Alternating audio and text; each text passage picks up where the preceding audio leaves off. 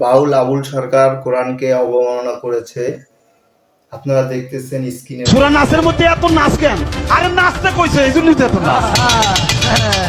কুল আউযু বিরাব্বিন নাস, মালিক ইনো নাস, ইলাহিন নাস।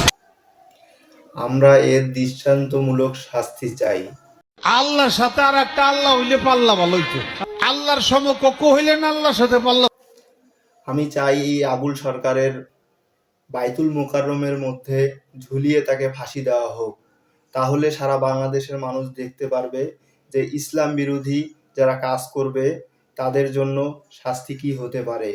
তাহলে আর কেউ সাহস করতে পারবে না, আমার ইসলামকে নিয়ে কথা বলতে পারবে না, আমার কোরআনকে নিয়ে কথা বলতে পারবে না। এজন্য দেশবাসীকে এগিয়ে যেতে হবে। এরকম বাউল যেন আর কোনোভাবেই সাহস না পায় এরকম কথা বলতে। আমার ইসলামকে কেউ অবমাননা করতে পারবে না, আমার কোরআনকে কেউ অবমাননা করতে পারবে না। এজন্য আমি দৃষ্টান্তমূলক শাস্তি আবেদন করতেছি সরকারের কাছে।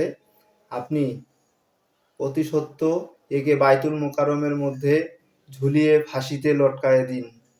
তাহলে সারা বাংলাদেশ, সারা পৃথিবী দেখবে যে ইসলামের বিরোধী যারা করতেছে তাদের শাস্তি কি হতে পারে। সবাই এই ভিডিওটি অবশ্যই শেয়ার করেন এবং বেশি বেশি লাইক করেন।